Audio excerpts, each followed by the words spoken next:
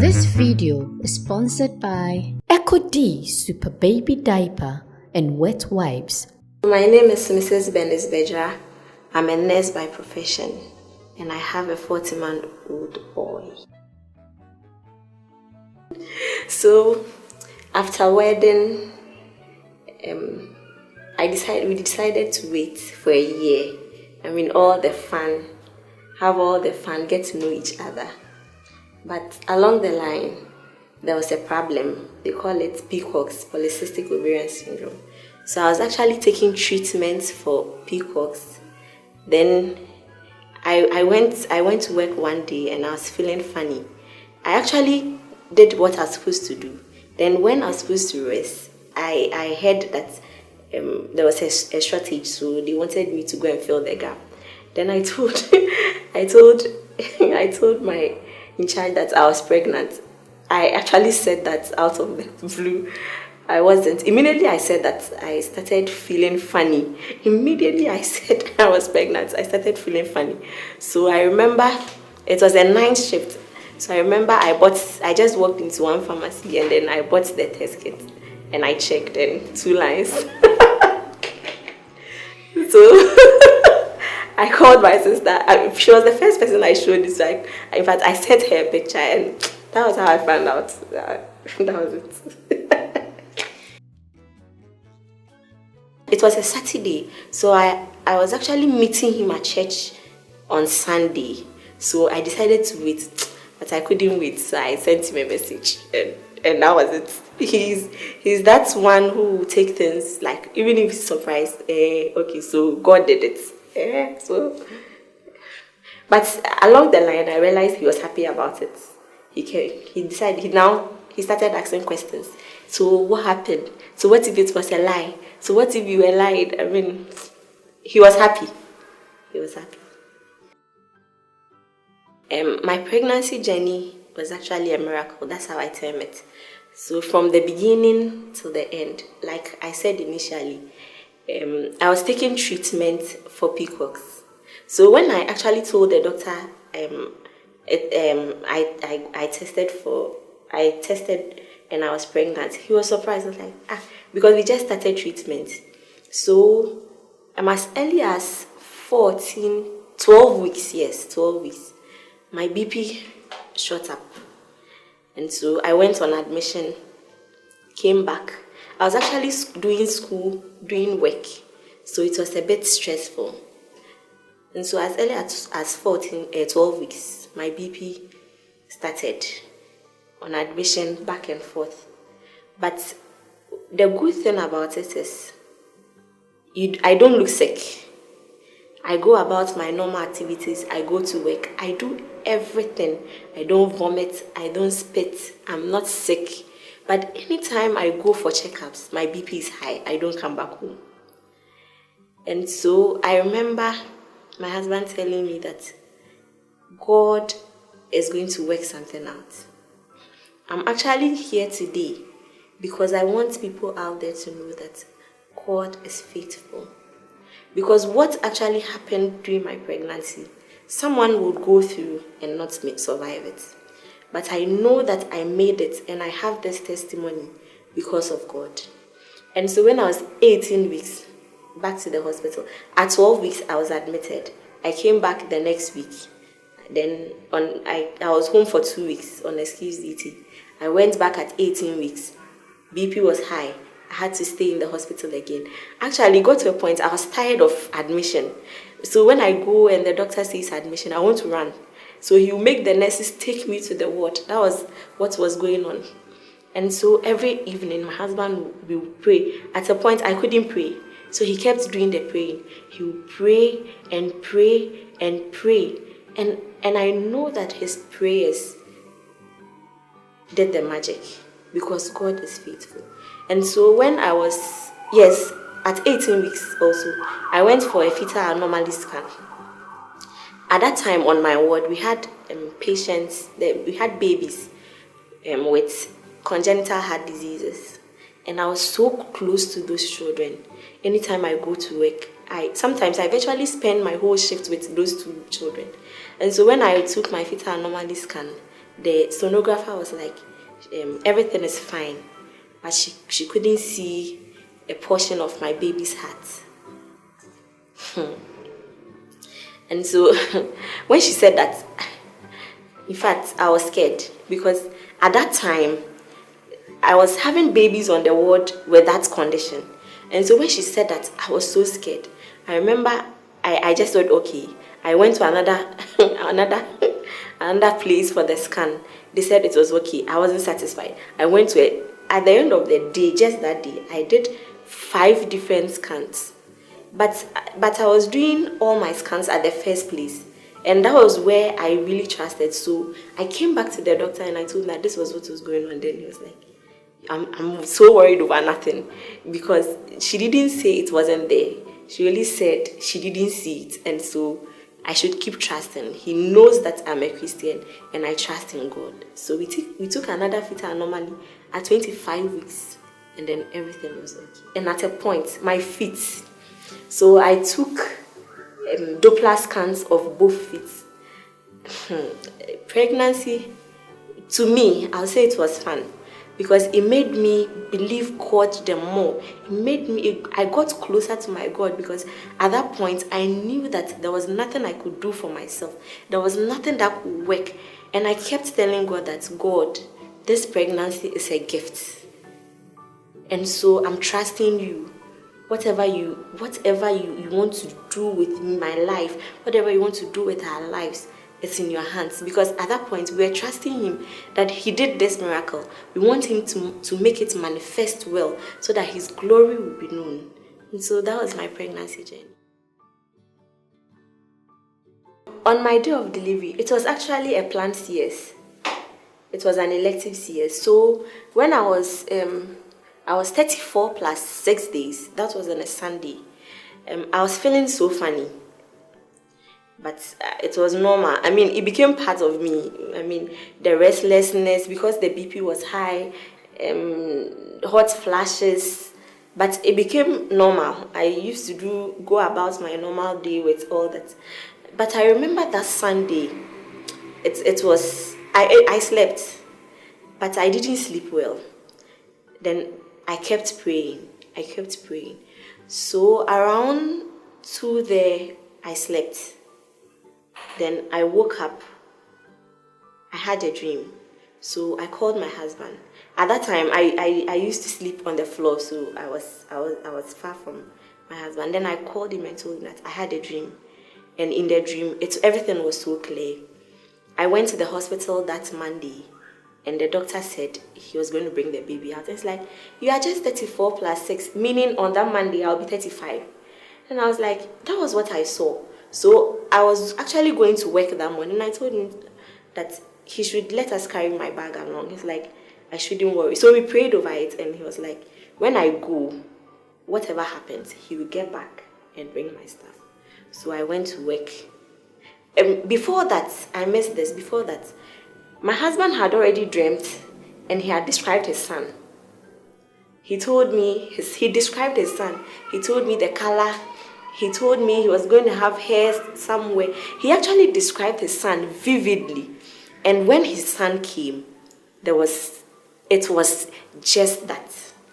So that morning, I went to work. And I was so reluctant. I didn't want to go and see the doctor that morning. Funny enough, the way I was feeling throughout the night and that morning, I wasn't even feeling well. Then when I got there, now I didn't want to go and see the doctor. So someone passed by the way and like, no, Bernice, you don't look your usual you. What's happening? I was like, I'm fine. And the person was like, when is your next date? I was like, I'm supposed to go today, but I'm feeling lazy. So she's my maid. She actually dragged me there virtually. So when we got there, the doctor was like, they should check my BP. When they checked my BP, over 180, 140. I was like, no, we are admitting you. Your baby is coming out tomorrow. Then when he said that, I smiled. And he was like, why am I scared? I said, no. But he didn't know I had already, because God has seen it. I mean, God made it so clear. So I picked the phone, called my husband. He wasn't surprised also, because we had seen it. And that was it. So I slept over. Because of the BP, I was taking injections, called it Maxtov. That injection is painful. Hey! Throughout my pregnancy, I don't remember anything, the surgery, but I remember that injection. I don't think I'll forget because I still have my back resolving. It hasn't resolved.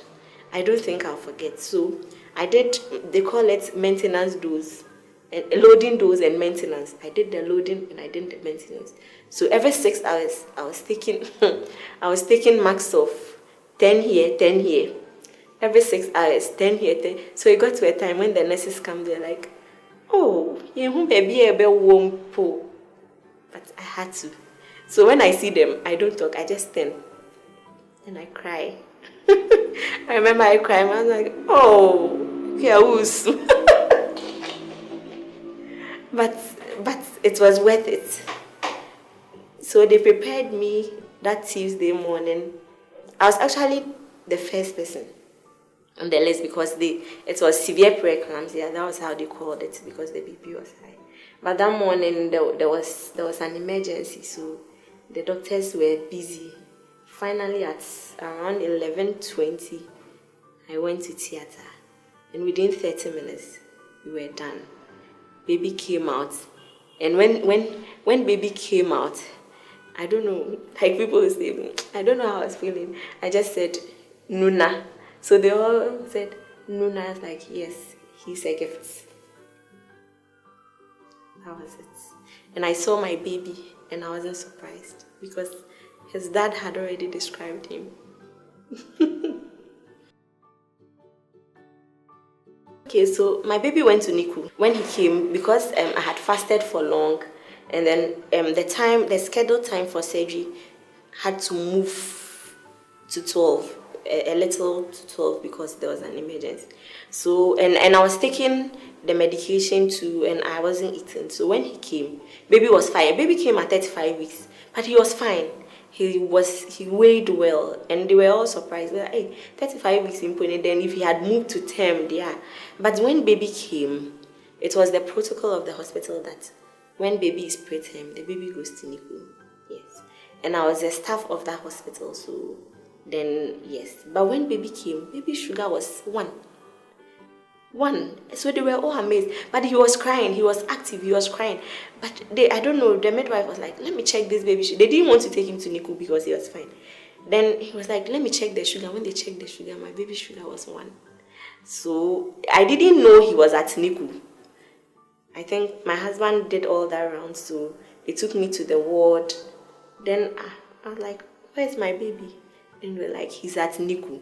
Why is my baby at NICU? His sugar was, I was like, Jesus, you are faithful.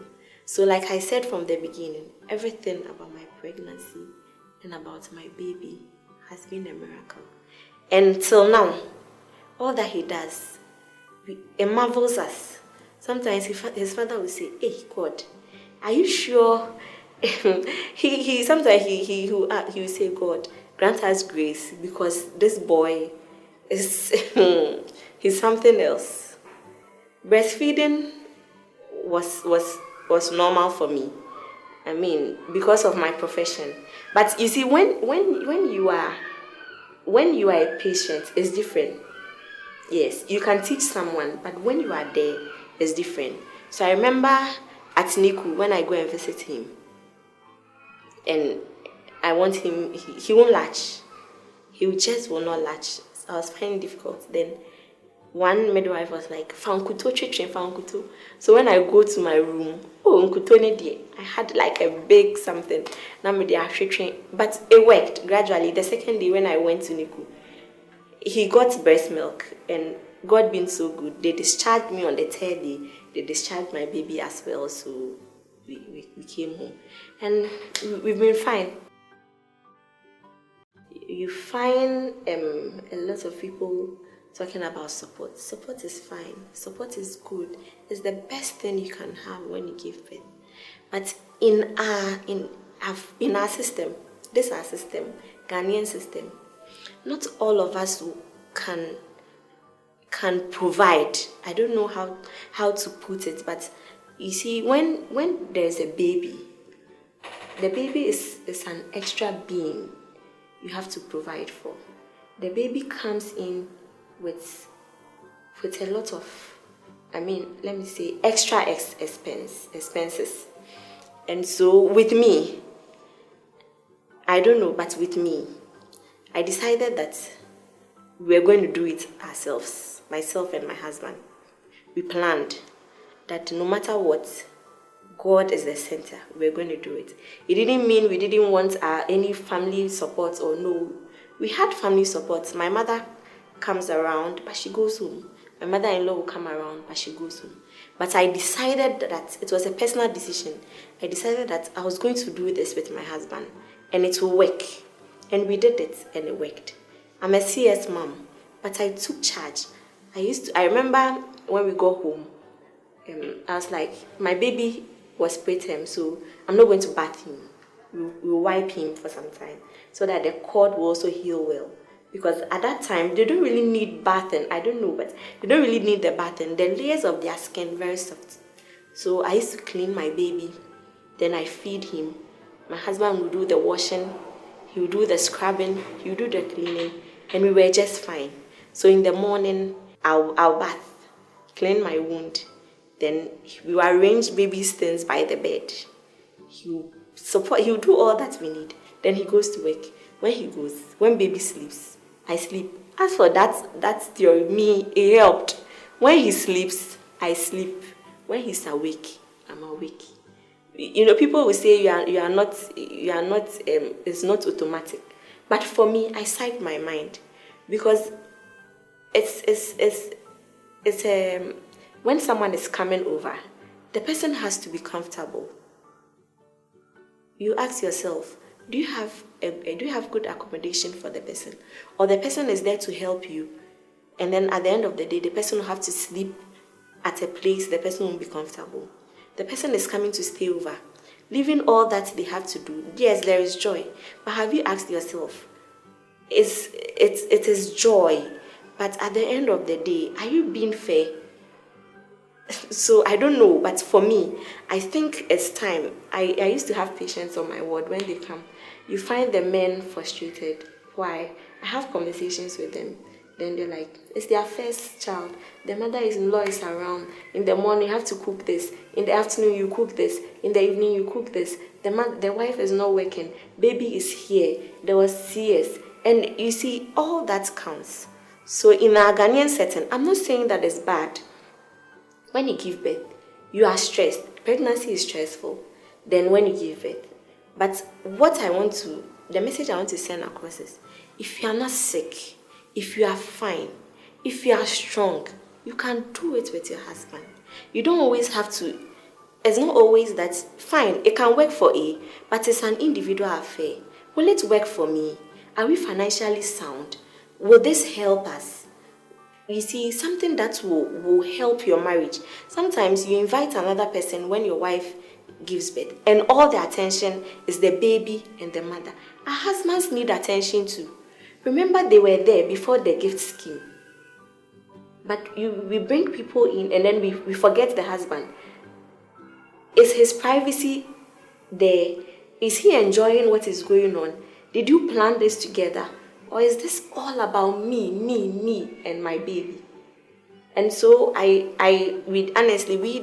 no one came around. It was myself and my husband. And he did an amazing job. I bless God for his life.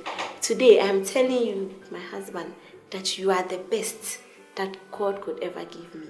And I am pleading with the husbands out there, Ghanaian husbands. We can do it with our wives. If we can do it.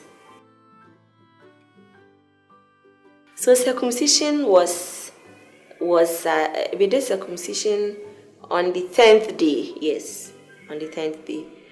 He was fine. I remember I took him to the hospital. It was booked, so when we got there, the midwife took him in. I didn't want to be there because I couldn't. Then I was hearing my baby cry. Then the midwife called for me. Then I got there. When I got there, I was like, hey, now I was like, no, ma, I've been seeing. And it was done. And we came home.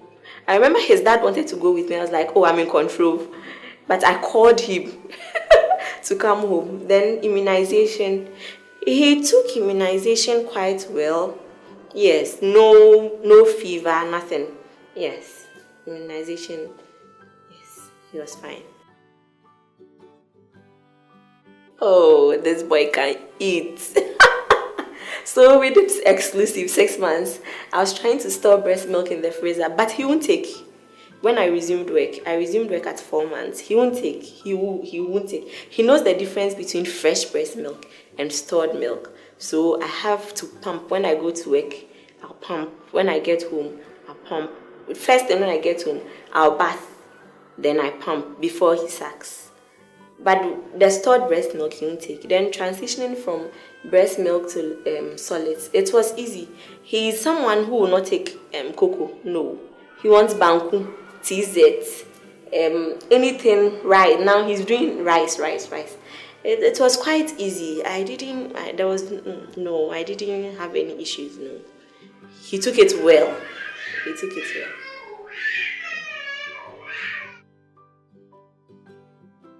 I'll say God has been faithful. I remember when I was resuming work, I kept asking myself, God, will I get someone to take care of my baby once I go to work? Because when I go to work, I'm going to take care of other babies. And if I am leaving my baby at home and my baby is not fine, I don't think I'll have that sound mind to take care of other babies. And so I kept praying about it, God. And that faithful God has been faithful. So along the line, there's this family friend. She just came, boom, from nowhere. She just like, so mommy, like, over there now, and I was like, oh, Auntie Erica, we want someone. She's called Erica. We want someone to take care of. He was like, oh, I'll take care of him, even if you are not going to pay me. I was like, no. You are a family, you're a mother, you're a family woman, you pay some. So we have someone who comes in. When I'm going to work, she comes in, takes care of baby. When I come, she closes and go home. So for now, that's how we are managing.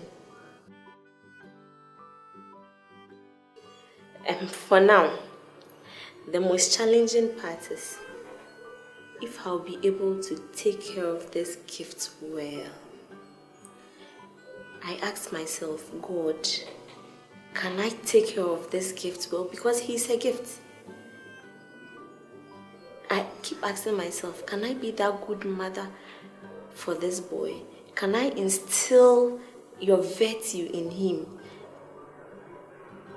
Am I doing that good job? That's the most challenging part. I've not gotten there, but that's my challenge. I keep asking myself, can I do this? Can I raise this boy in God? Can I make him a responsible person to our society, to our church, and to the nation at large?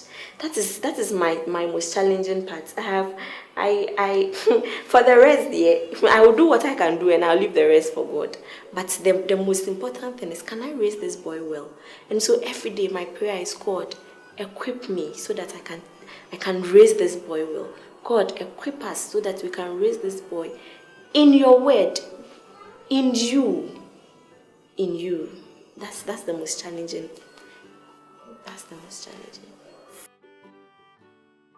Rewarding when I come from work and this boy wants to I don't know what he wants to do, whether he wants to jump on me or he just won't understand. I just want to take a shower and come back. No. Then he'll come and say, I see you. That's the rewarding thing, just seeing my baby grow. And then he's just 14 months, but he can communicate very well. He can communicate and he'll come and say, mama. And then that's the joy. That's the joy of motherhood. At least you know that when you go, there's someone who depends on you. There's someone who is waiting for you, waiting on you. That's the reward we get. I would like to say a very big thank you to my sister. She's called Sylvia, Mrs. Nyonato. She has been so supportive. So supportive. I don't know what I would have done without her. She took me in. She did all the mother duties I needed. And so today, I just want to appreciate you. I want her to know that I love her. Nuna loves her. When you should see the two of them, they bond like something. When she's around, he won't come to me. And he feels she does well than I do because I'm very busy. I do this, stop, and he feels she's patient than I am. And then to my husband, what can I say? What can I say? Like I tell you, I'll buy you a car and something bigger in future. I'll do it for you. Not the car that you use. A car you wake up and you just stand. You watch from the window. Hey, that's the car my wife bought for me, but I'm not driving it.